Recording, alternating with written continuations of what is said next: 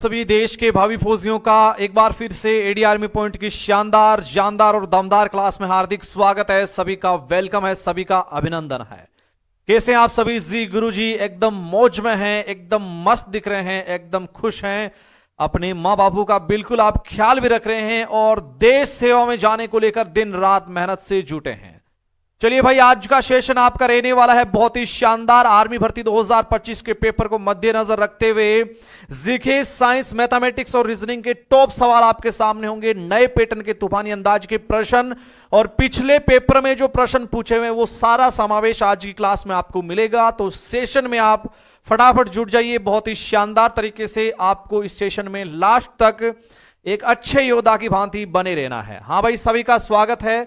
मोहित भाई आपका स्वागत है, रनर प्रमोद स्वागत है, राहुल सोनी आपका स्वागत है, अजीत कुमार भाई आपका स्वागत है, आर्मी बॉय बिट्टू राजा परमार भाई आपका स्वागत है, मोहित चौधरी भाई स्वागत है आपका, रमैया कुमार आपका स्वागत है, भटकती आत्मा प्रदीप कुमार, आर्मी लवर 01 कृष्णा पहरा, रोहित, बबलू कुमार, अली, राहुल सोनी, हर्षल फौजी, प्रवीण पाल। चलिए भाई, सभी का एक साथ है स्वागत, सभी का वेलकम। और पहला प्रश्न जिसका आप सभी बेसब्री से इंतजार कर रहे हैं, तो जीके का पहला क्वेश्चन आपकी निगाहों के सामने छप रहा है। चलिए दीजिए answer. Waiting for A visa पुस्तक के लेखक कौन है? पिछली बार इस प्रश्न ने घुमा के रख दिया था हमारे लाडले फौजियों को, है ना। बहुत सारे साथियों के कंफ्यूजन की कंडीशन बनी। एक पुस्तक है जिसका नाम है वेटिंग फॉर ए वीजा। इस पुस्तक के लेखक कौन है? अरुंधति रॉय, बी.आर. अंबेडकर, वी.एस. नॉयपॉल और लाल बहादुर शास्त्री। आंसर दीजिए लाडलो फटाफट।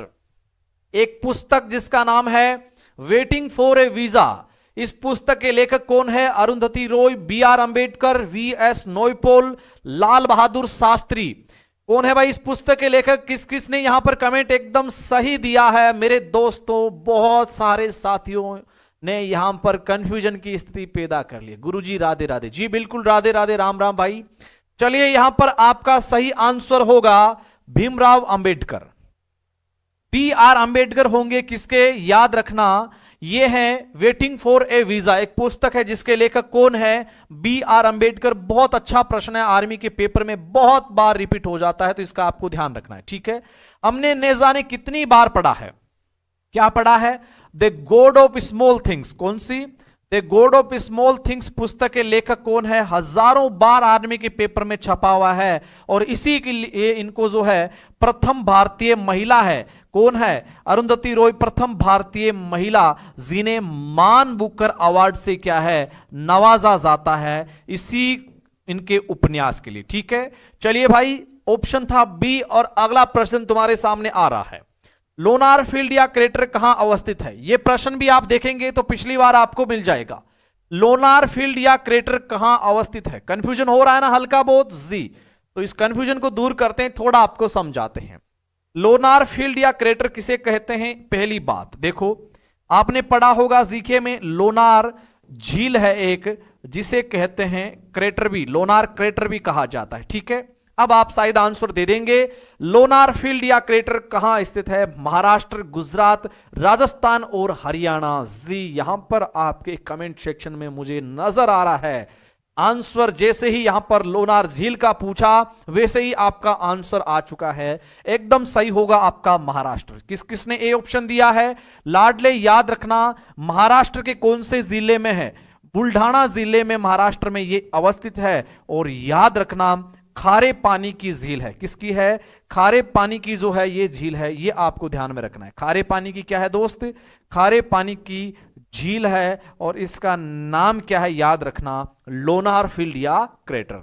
अगला सवाल, महात्मा गांधी दक्षिण अफ्रीका से भारत कब लौटे थे? गांधी जो है ये दक्षिण अफ्रीका से भारत कब लौटे थे और उस दिवस को हम मनाते हैं प्रवासी भारतीय दिवस। तो चार ऑप्शन है, 1917, 1915, 1916 और 1909, है ना। आपसे पूछता है गांधी जो है दक्षिण अफ्रीका गए कब? देखो, महात्मा गांधी जो है 1893, 1893, और इस वर्ष क्या पढ़ते हम? विश्व धर्म सम्मेलन, है ना, जिसमें कौन जाते हैं? स्वामी विवेकानंद, है ना। तो महात्मा गांधी दक्षिण अफ्रीका से भारत कब लौटे थे? हमने कई बार पढ़ा है कि महात्मा गांधी दक्षिण अफ्रीका से भारत लौटने के बाद, अरे किस आंदोलन से जुड़ते हैं? आप लोगों ने पढ़ा है प्रथम आंदोलन कब हुआ? यहां पर कमेंट सेक्शन पर निगाहें दौड़ाएं तो बहुत सारे कैंडिडेट्स के कंफ्यूजन ज्यादा घूम रहा है। पी ऑप्शन आपका एकदम सही है मेरे दोस्त। कौन सा? 1915 में, और तारीख थी 9 जनवरी। कौन सी? 9 जनवरी। इसी 9 जनवरी को हम मनाते हैं कौन सा? प्रवासी भारतीय दिवस। कौन सा? जी गुरुजी, प्रवासी भारतीय दिवस मनाया जाता है। ये आपको ध्यान में रखना है, ठीक है जी। और याद रखना, इस जगह से लौटने के बाद इन्होंने भारत में पहले आंदोलन की शुरुआत की थी, वो की थी चंपारण से। ये आपको ध्यान में रखना है, ठीक है जी जी जी, बिल्कुल एकदम सही है। मध्य प्रदेश का नेपा नगर जो है वो किसके लिए प्रसिद्ध है? बहुत अच्छा सवाल है, लेवल का सवाल है और आराम से आपको आंसर देना है। ऑप्शन है अखबारी कागज, मैग्नीज की खान, हीरे की खान और चीनी उद्योग के लिए। मध्य प्रदेश में नेपा नगर जो है वो किसके लिए फेमस है ना? आपसे पूछेगा, ये भी पूछ सकता है नेपा नगर कहां पर है, तो नेपा नगर मध्य प्रदेश में है। मध्य प्रदेश का कौन सा जिला है? बुरहानपुर जिला। कौन सा जिला? जी गुरुजी, बुरहानपुर जिला है एमपी का, उसमें ये नेपा नगर है। अब आपसे पूछ रहा है एमपी का नेपा नगर किसके लिए प्रसिद्ध है? अखबारी कागज, मैग्नीज की खान, हीरे की खान और चीनी उद्योग के लिए। और यहां पर भी मैं देख रहा हूं, जी बिल्कुल राहुल कुमार भाई आपका सही आंसर है। राहुल सोनी जी, प्रवीण पाल, हाँ प्रमोद, देखते हैं किस किस का यहां पर सटीक जाता है। विकास जी बिल्कुल भाई सही है। मध्य प्रदेश का नेपा नगर, देखो अखबारी कागज के लिए है मेरे लाडले। जिसने आंसर दिया हीरे की खान, ये एमपी के पन्ना में है मेरे दोस्त। अरे अखबारी कागज के लिए एक सार्वजनिक उपक्रम है जो बहुत फेमस है नेपा नगर का, अखबारी प्रिंट है ना, प्रिंट की बात हो रही है तो अखबारी कागज के लिए फेमस है कौन सा? मध्य प्रदेश का नेपा नगर। ये आपको ध्यान में रखना है, ठीक है। चलो भाई अगला सवाल, देवेंद्र झाझड़िया का संबंध किस खेल से है? बहुत अच्छा प्रश्न है और यह प्रश्न न जाने कितनी बार आपके पेपर में आया हुआ है। देवेंद्र झाझड़िया का संबंध जो है वो किस खेल से है, ये आपसे पूछ रहा है ना? क्या पूछ रहा है? देवेंद्र झाझड़िया का संबंध किस खेल से है? Hammer throw, boxing, javelin throw और क्रिकेट। आपने पढ़ा होगा भारतीय ओलंपिक संघ, है ना, भारतीय ओलंपिक संघ, उसके अध्यक्ष कौन है? पहली महिला है वो है पीटी उषा। क्या पढ़ा है? पीटी उषा। उसी प्रकार दिव्यांग खिलाड़ियों के लिए एक है भारत का संघ जिसका नाम है भारतीय पैरालंपिक संघ, है ना। ओलंपिक जो है वो दो होते हैं, एक ओलंपिक और एक पैरा ओलंपिक, है ना। तो इन खिलाड़ियों के लिए, और इसके अध्यक्ष कौन है? देवेंद्र झाझड़िया है। देवेंद्र झाझड़िया है। और देवेंद्र झाझड़िया को अगर आप पढ़ते हैं, आपने पढ़ा है तो याद रखना 2004 के एथेंस ओलंपिक में इन्होंने जो है स्वर्ण पदक जीता। फिर 2016 का जो रियो डी जेनेरियो ओलंपिक था इसमें इन्होंने गोल्ड जीता। और 2020-21 है ना, उसमें टोक्यो ओलंपिक में जो है इन्होंने रजत पदक जीता, है ना। मेडल की क्या है? बौछार कर दी। तो आपने आंसर की बौछार की है जी बिल्कुल गुरुजी। यहां पर जेवलिन थ्रो हमारे सभी लाडलों ने आंसर दे दिया है, बहुत अच्छी बात है। यानी कि भाला फेंक, है ना, नीरज चोपड़ा वाला पढ़ा है ना आपने जी, बिल्कुल एकदम सही है। सवाल है कितने भारतीय राज्य समुद्री सीमा से लगे हुए हैं? यानी कितने भारतीय राज्यों की समुद्री सीमा है ना? 7516.6 किलोमीटर की हम पढ़ते हैं भारत की क्या समुद्री सीमा। अब बताओ कितने भारत के राज्य हैं जिनकी सीमा जो है समुद्री तटीय सीमा है? 8, 7, 6 और 9। ऑप्शन में आपके सामने सारा मीटर मौजूद हैं। कितने भारतीय राज्य समुद्री सीमा से लगे हुए हैं आपके सामने यहां पर ऑप्शन बड़े अच्छे से तैयार हैं दोस्त। और कमेंट सेक्शन में किस किस ने यहां पर इस प्रश्न के ऊपर तो बिल्कुल टूट पड़े हैं भयंकर अंदाज में कि गुरुजी डी ऑप्शन कर दीजिए, नो है वो एकदम सही है ना। सिग्नल जो है वो गुरुजी ग्रीन रखा करो, तो लीजिए नो है ना। याद रखना कितने राज्य हैं? 9 राज्य हैं। कितने हैं जी? 9 है। अगर तुमसे पूछे सबसे ज्यादा किस राज्य की है? गुरुजी गुजरात की है। और सबसे कम किस राज्य की है? गुरुजी गोवा की है। ठीक है, 9 राज्य आपको बताया जाए तो पहला राज्य चलते हैं गुजरात, उसके बाद कौन सा है जी? गुरुजी महाराष्ट्र, है ना। गुजरात हो गया, महाराष्ट्र हो गया, फिर हो गया आपका गोवा, ठीक है जी। उसके बाद कौन सा हो गया? केरल। कितने हो गए? 4, है ना। उसके बाद आपका तमिलनाडु, है ना, ठीक है जी। कर्नाटक पहले जी, इसके साथ साथ आंध्र प्रदेश हो गया आपका जी, और पीछे कौन से बच गए?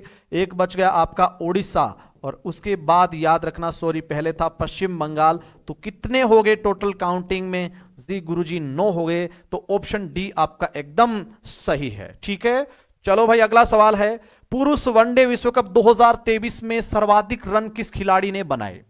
आप सोचेंगे कि गुरुजी पेपर तो 2025 में होगा, 2023 का सवाल कैसे पूछेगा?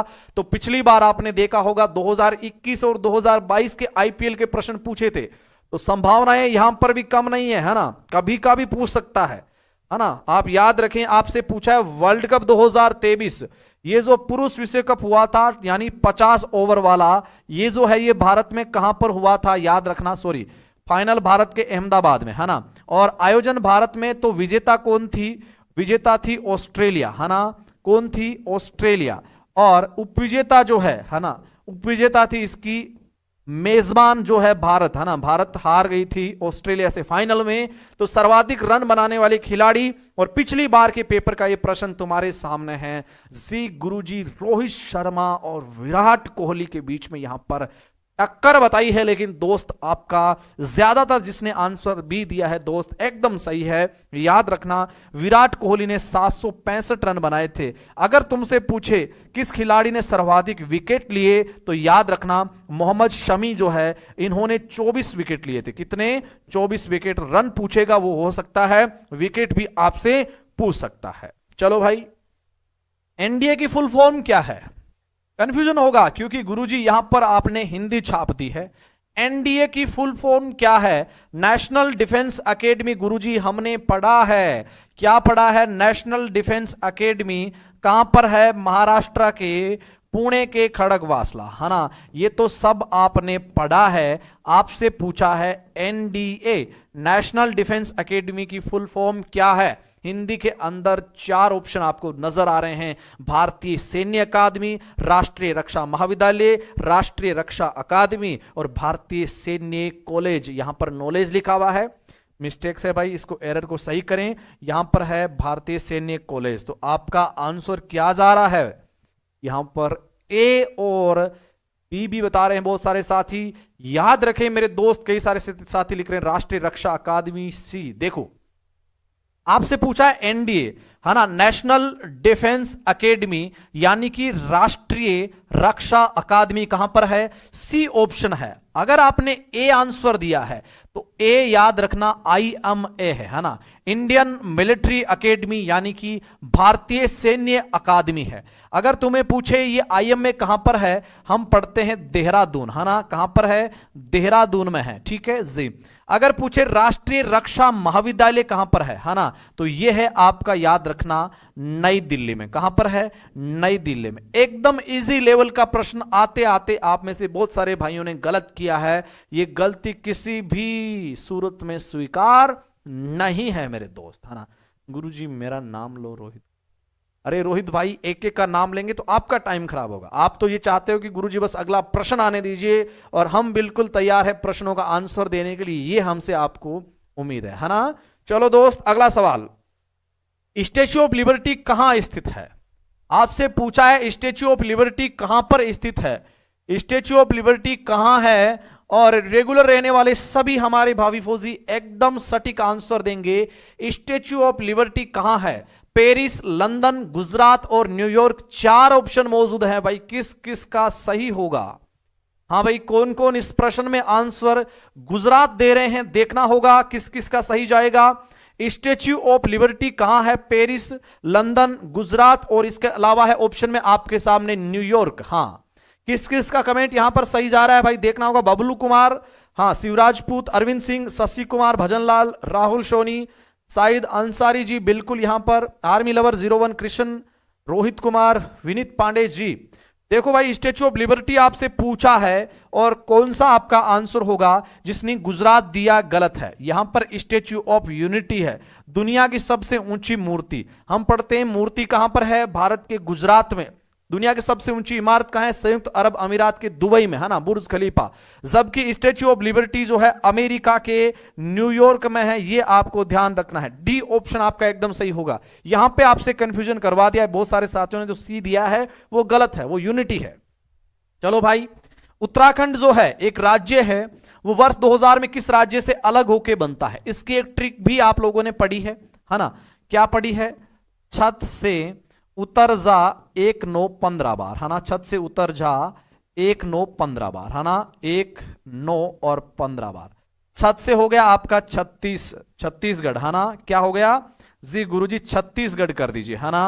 छत से उतर झा, उत्तर से उत्तराखंड हो गया, ठीक है। और झा से हो गया आपका झारखंड, है ना? और वो हो गया आपके नवंबर 2000 में, यानी नवंबर 2000 में भारत में कितने 3 राज्य और बनते हैं? आपसे पूछा है उत्तराखंड वो कौन सी तारीख को बना? 9 नवंबर 2000 को बना। तो वो किससे अलग होके बनता है? छत से उतर जा। आपसे पूछा है यूपी से अलग होता है ना? याद रखना, झारखंड बिहार से और छत्तीसगढ़ जो है वो एमपी से होता है। बिल्कुल सही आंसर दिया आपने कमेंट सेक्शन में, जहां तक मैं निगाहें दौड़ाऊं। बहुत शानदार भाई, इसी तरीके से आपसे उम्मीदें हैं। सवाल है, भारत का प्रथम नागरिक कौन होता है? एकदम सीधा सा प्रश्न है, बस थोड़ा सा भाषा का चक्कर आएगा। भारत का प्रथम नागरिक कौन होता है? भाई भारत का प्रथम नागरिक आपने बहुत बार पढ़ा है, तीनों सेनाओं का सुप्रीम कमांडर पढ़ा है गुरुजी, हमने बहुत कुछ पढ़ा है।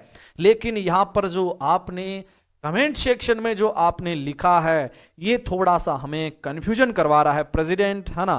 प्राइम मिनिस्टर, गवर्नर और चीफ जस्टिस कौन है भाई भारत का प्रथम नागरिक? आंसर जो है बहुत सारे साथियों का आ रहा है, बिल्कुल सटीक है भाई। जो ए ऑप्शन दे रहे हैं, भारत का राष्ट्रपति, है ना? भारत का राष्ट्रपति जो होता है, जिसे बोलते हैं प्रेसिडेंट, ये भारत का क्या होता है? प्रथम नागरिक, है ना? तीनों सेनाओं का सुप्रीम कमांडर होता है, सशस्त्र बलों का सुप्रीम कमांडर। प्राइम मिनिस्टर जो है ये भारत का प्रधानमंत्री हो गया जी। गवर्नर जो है ये आपके किसी भी राज्य का क्या होगा? राज्यपाल होगा। और चीफ जस्टिस जो है हम बोलते हैं सीजेआई, है ना? भारत का मुख्य न्यायाधीश, है ना? किसी भी राज्य का चीफ जस्टिस भी होता है। चलो भाई, अगला सवाल है, भारतीय संविधान सभा की प्रथम बैठक की अध्यक्षता किसने की थी? हमारी संविधान सभा का गठन हम क्या पढ़ते हैं? हम पढ़ते हैं कि संविधान सभा जो है, हमारी जो संविधान सभा है, इसका गठन जो है वो किसके थ्रू होता है? कैबिनेट मिशन, है ना? Cabinet mission. और कैबिनेट मिशन भारत 1946 पढ़ते हैं जी।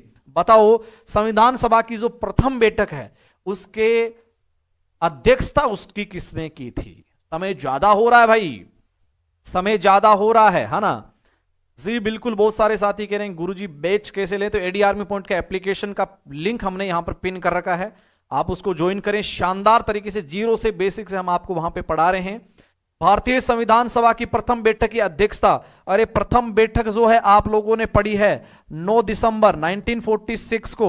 अध्यक्षता किसने की थी? सच्चिदानंद सिन्हा। सच्चिदानंद सिन्हा ने जो है वो मेरे दोस्त क्या की थी? अध्यक्षता की थी। और याद रखना, फ्रांस के जो नियम है उस हिसाब से हमने यहाँ उनकी जो नीतियां उनको फॉलो किया। और इनको जो है अस्थायी अध्यक्ष कहा जाता है, क्योंकि बाद में जो 11 दिसंबर को जो बैठक थी, इसमें अध्यक्ष किसे बना दिया गया? स्थायी तौर पे राजेंद्र प्रसाद संविधान सभा के स्थायी अध्यक्ष बन जाते हैं। ठीक है, तो ऑप्शन में कौन सा है? बी ऑप्शन एकदम सही नजर आ रहा है जी सर, एकदम सटीक नजर आ रहा है। सवाल है, भारत की पहली महिला प्रधानमंत्री इंदिरा गांधी, यह भी एक प्रश्न है। बताओ उनकी हत्या कब हुई थी? पिछले बार आर्मी के पेपर में हुआ, है ना? आपसे पूछा हुआ प्रश्न है। इंदिरा गांधी को दोस्त आपने क्या पढ़ा है? भारत की प्रथम महिला पीएम, है ना? प्रथम भारत की क्या है? महिला पीएम है कौन? इंदिरा गांधी। ठीक है, कब बनी थी? 1966 में, है ना? भारत की प्रथम, मैं महिला को फीमेल से लिख रहा हूं, प्रथम महिला भारत रत्न, है ना? इनको कब दिया गया? याद रखना मेरे दोस्त 1971 में। ठीक है, इसी प्रकार इन्हीं के तत्वाधान में कह सकते हैं उस समय ये भारत की क्या थी? प्रधानमंत्री। तारीख थी 18 मई 1974। और राजस्थान के पोखरण में भारत ने वो कर दिखाया जो दुनिया को उम्मीद नहीं थी, प्रथम परमाणु परीक्षण। आपसे पूछा है इंदिरा गांधी की हत्या कब हुई थी? ऑप्शन 1974, 80 और बिल्कुल सही है भाई, 31 अक्टूबर 1984। कब? 31 अक्टूबर 1984 को इनकी हत्या होती है। ठीक है, चलो भाई, G20 का 21वां स्थायी सदस्य कौन बना है? अब इस G20 को हम G21 भी कह सकते हैं, ग्रुप ऑफ 21 भी कह सकते हैं, क्योंकि इसमें 21 हो गए हैं, है ना? आपसे पूछा है G20, है ना? 2023 में G20 भारत में हुआ, 2024 का जो G20 है, रट लेना, ये प्रश्न छप गया, ये मान लो, है ना। ये कहां पर हुआ? ब्राजील में। और ब्रिक्स कहां पर हुआ? ब्रिक्स हुआ था रूस में, है ना, हमने पढ़ाया आपको। G20 के अंदर कितने हैं? 19 तो देश हैं, ठीक है। इसके अलावा यूरोपीय संघ है ना, यूरोपीय संघ है, ये तो पहले ही थे, लेकिन जब G20 2023 में भारत में हुआ, उस समय अफ्रीकी संघ को भी जो है G20 में शामिल कर लिया था। ये नया सदस्य है, कई देशों का समूह है, तो ऑप्शन आपका होगा बी। अफ्रीकी संघ जो है वो G20 का क्या हो गया है? 21वां स्थायी सदस्य बन चुका है। देखिएगा आखिरी प्रश्न, 5 सितंबर को कौन सा दिवस मनाया जाता है? इसके बाद केडी सर बिल्कुल मौजूद हैं आपके लिए। 5 सितंबर को कौन सा दिवस मनाया जाता है? एकदम सीधा, बिल्कुल उलझावा प्रश्न नहीं है ये, है ना, एकदम सीधा है भाई। 5 सितंबर को कौन सा दिवस मनाते हैं? विश्व पर्यटन दिवस, राष्ट्रीय खेल दिवस, राष्ट्रीय विज्ञान दिवस और शिक्षक दिवस। और जितने भी हमारे भावी फौजी यहां पर आंसर देंगे, बिल्कुल शानदार भाई, शानदार आपका अंदाज है। विश्व पर्यटन दिवस, खेल दिवस, विज्ञान दिवस और शिक्षक दिवस। जी गुरुजी, इसमें तो हम डी ऑप्शन एकदम सही करेंगे। क्या करेंगे? डी ऑप्शन एकदम सही करेंगे, है ना। इसी प्रकार आप पढ़ते हैं, विश्व पर्यटन दिवस 27 सितंबर को मनाते हैं, राष्ट्रीय खेल दिवस 29 अगस्त को और राष्ट्रीय विज्ञान दिवस जो है वो 28 फरवरी को मनाया जाता है। तो जीके के टॉप लेवल के प्रश्न हो चुके हैं कितने गुरुजी? 15।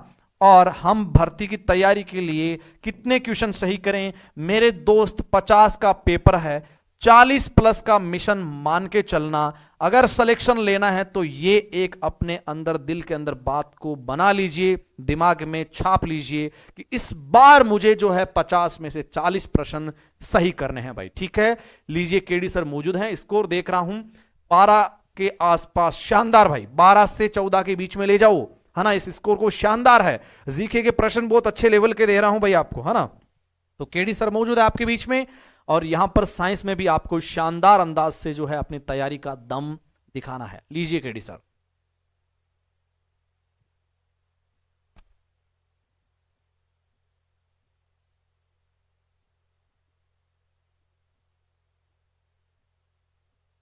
जय हिंद साथियों, अभिनंदन है सभी का आईडी आर्मी पॉइंट का इस शानदार डिजिटल ऑनलाइन प्लेटफॉर्म पे। जितने भी भावी फौजी जुड़े हुए हैं, सबका दिल से अभिनंदन है लाडलो, बिल्कुल शानदार। जीके का अपने सेशन बहुत ही बढ़िया तरीके से अटेंड किया है। इसी प्रकार से साइंस और मैथ रीजनिंग का पार्ट है वो आपको अटेंड करना है, अपनी तैयारी को और सुदृढ़ बनाना है। बिल्कुल सुनील भाई, स्वागत है सभी का। मोहन, बिल्कुल अभिनंदन है। प्रवीण पाल भाई, सोहन, सपना फौजी का, बिल्कुल आर्मी बॉय, बिल्कुल शानदार। बिट्टू, बिल्कुल स्वागत है। यहाँ जितने भी फौजी भाई जुड़े हुए हैं, सबका अभिनंदन है लाडो। शुरुआत करते हैं साइंस के सवालों के साथ, और बेहतरीन तरीके से आपको भी क्वेश्चनों के आंसर है वो कमेंट बॉक्स में रखने हैं लाडलो। ऑप्शन क्वेश्चन क्या है, उसके बाद ऑप्शनों को अच्छे से पढ़ करके अपना कमेंट बॉक्स में आंसर रखना है। ऑप्शन को ध्यान से पढ़ना है, मिलते जुलते ऑप्शन लग रहे हैं। पहला सवाल लाडलो दिया हुआ है आपका, गन मेटल किस मिश्र धातु से निर्मित है? यानी गन मेटल के अंदर मिश्र धातु कौन सी होती है? हमने पहले भी ऐसे प्रकार का सवाल लिया है, जैसे जर्मन सिल्वर का है, पीतल है, कांसा है, इनसे संबंधित सवाल बन सकता है लाडलो, याद रखना। ऑप्शन फर्स्ट में आपके दिया हुआ है कॉपर धातु है, टिन धातु है, जिंक धातु है। ऑप्शन सेकंड है कॉपर, लेड और सिल्वर। ऑप्शन सी दिया हुआ है कॉपर, जिंक और लेड। ऑप्शन डी दिया हुआ है कॉपर, आयरन और निकिल। यहाँ याद रखें दोस्तों, गन मेटल की यदि बात करें तो इसकी ट्रिक भी आपको याद रखनी है। गन मेटल की, टिन की ताजी गन, टिन की ताजी गन, ऐसे आपको इसकी ट्रिक है जो याद रखनी है लाडलो, याद रखना। और टिन की ताजी गन, यहां से आपको धातुएं कौन कौन सी इससे बन रही है वो ध्यान में रखना है लाडलो। टिन से एसन धातु है, ता से कॉपर धातु बन गई, और जी से लाडलो कौन सी धातु है? जिंक धातु है। और सर्वाधिक परसेंटेज मात्रा पूछी जाए तो सर्वाधिक मात्रा में क्या होता है? कॉपर की मात्रा पाई जाती है, लगभग 88%। यहाँ बिल्कुल ऑप्शन फर्स्ट में आपका करेक्ट आंसर है। कॉपर भी है, टिन भी है, जिंक भी है। अगला सवाल लाडलो आपकी स्क्रीन पे दिया हुआ है, बिल्कुल शानदार तरीके से। बेरी बेरी रोग निम्न में से कौन से विटामिन की कमी से उत्पन्न होता है? ये पूछा है। रोग कौन सा है लाडलो? याद रखना, बेरी बेरी रोग। और अपन को सवाल में सीधा कई बार दे देते हैं विटामिन बी। कंफ्यूज नहीं होना है, यहाँ बी नहीं दिया है, ये आप ध्यान रखना। बी के विभिन्न रूप में से आपको बताया गया है। पवन भाई बिल्कुल शानदार, अनिल भाई, सोहन, सपना, फौजी बिल्कुल आर्मी लवर बिल्कुल शानदार, सबके करेक्ट आंसर मिल रहे हैं। विटामिन वाला टॉपिक सर रट रखा है, बहुत अच्छी बात है। हाँ, अच्छे से ट्रिक से याद रखना है। विटामिन है, संतुलित भोजन, न्यूट्रिशन आदि है, मानव रोग है, 100% सवाल बनेगा, तो आपको उसी प्रकार से इस टॉपिक को तैयार रखना है। ऑप्शन फर्स्ट में दिया हुआ है लाडलो, याद रखें, विटामिन B3 जिसकी कमी से पेलेग्रा रोग होता है, और पेलेग्रा रोग को 4D रोग के नाम से जानते हैं, 4D रोग भी इसे कहते हैं। इसके अलावा सेकंड ऑप्शन में है विटामिन B6, और B6 की कमी से लाडलो याद रखना एनीमिया, खून की कमी होना। ऑप्शन सी में दिया हुआ विटामिन B1 बिल्कुल करेक्ट आंसर है, बेरी बेरी रोग विटामिन B1 की कमी से होता है। ऑप्शन डी है विटामिन B12 जिसमें पर्निशियस एनीमिया, और पर्निशियस एनीमिया में बात करें अत्यधिक मात्रा में कम समय के अंदर खून की कमी होना। यहां लाडो ऑप्शन सी है जो आपका करेक्ट होगा, विटामिन B1 की बात हो रही है। बिल्कुल शानदार। अगला सवाल आपकी स्क्रीन पे लाडलो, ग्रेफीन है लाडलो, ये क्या दिया हुआ है, ग्रेफीन दे रखा है, ठीक है। अब इसमें ऑप्शन फर्स्ट के अंदर देखिएगा आप, बोरोन का समस्थानिक है। ऑप्शन फर्स्ट में दिया हुआ है कि बोरोन का समस्थानिक,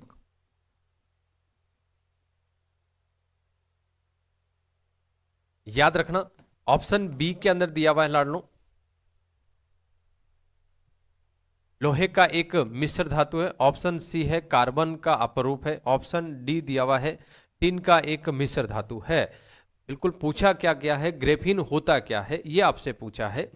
और ग्रेफीन लाडलो याद रखना कार्बन का अपरूप है, और कार्बन एलोट्रोप ऑफ कार्बन आपने पढ़े होंगे, हीरा, ग्रेफाइट, फुलरिन, इसी प्रकार से ग्रेफीन है, नवीनतम खोजा गया अपरूप है। जैसे एलईडी है, एलसीडी है आदि, टच स्क्रीन है, इनमें चालक के रूप में इसका उपयोग किया जाता है, याद रखना। तो ग्रेफीन क्या है, कार्बन का अपरूप। अगला सवाल आपकी स्क्रीन पे है, लेंस की समता की यूनिट क्या है। प्रत्येक फौजी भाई अपना करेक्ट आंसर रखे, बहुत ही शानदार, काफी बार सवाल आपने पढ़ा है ये, बिल्कुल सबके सटीक आंसर आ रहे हैं, बहुत ही शानदार। पवन भाई बिल्कुल स्वागत है सभी का, जितने भी फौजी भाई जुड़े हुए हैं, अरविंद सिंह भाई जुड़ा हुआ है, बिल्कुल भजन लाल भाई बिल्कुल शानदार, राहुल सोनी भाई जुड़ा हुआ है, शाहिद अंसारी बिल्कुल सटीक आंसर सबके आ रहे हैं। ऑप्शन फर्स्ट में लाडनो दिया हुआ है जूल, ऑप्शन सेकंड है डायोप्टर, ऑप्शन सी दिया हुआ है kWh, ऑप्शन डी दिया हुआ है वाट। यहाँ दोस्तों ऊर्जा का मात्रक क्या होता है, जूल के अंतर्गत मापते हैं। डायोप्टर के अंदर लेंस की समता का मापन किया जाता है। लेंस की समता का मापन किसमें किया जाता है पूछे तो डायोप्टर के अंतर्गत, बिल्कुल शानदार तरीके से। अगला सवाल है, निम्नलिखित में से भारत के किस वैज्ञानिक का संबंध है वो क्रेस्कोग्राफ के आविष्कार से है। क्रेस्कोग्राफ पौधे की वृद्धि का मापन होता है, पौधे की वृद्धि का मापन, ये भी आप याद रखना, पौधे की वृद्धि का मापन। अब इसका आविष्कार किसने किया है ये आपसे पूछा है। देखो ऐसे कुछ सवाल हैं जिनमें खोज संबंधित है, मात्रक पद्धति संबंधित है, ये सटीक आंसर आते हैं और सीधे आपको याद रखने लाडो। हमने काफी सवाल प्रैक्टिस सेट में, एप्लीकेशन में खूब करवा रखे हैं। ऑप्शन फर्स्ट में दे रखा है दोस्तों, याद रखना मेघनाथ साहा, ऑप्शन सेकंड है होमोड जे भाभा, ऑप्शन सी दिया हुआ है संदेन्द्र नाथ बोस, ऑप्शन डी दिया हुआ है जगदीश चंद्र बोस। याद रखें दोस्तों ऑप्शन डी आपका यहाँ करेक्ट आंसर होगा। कुछ भाई लोगों ने बिल्कुल आंसर सटीक बताया है, बहुत ही अच्छी बात है। अगला सवाल लाडो आपकी स्क्रीन पे दिया हुआ है, मनुष्य में जन्म के बाद कौन सी कोशिकाएं विभाजित नहीं हो सकती, सेल डिवीजन की जिनमें क्षमताएं नहीं पाई जाती, वो कोशिकाएं कौन सी है ये आपसे पूछा गया है। ऑप्शन फर्स्ट में दिया हुआ है आपको नर्व सेल यानी तंत्रिका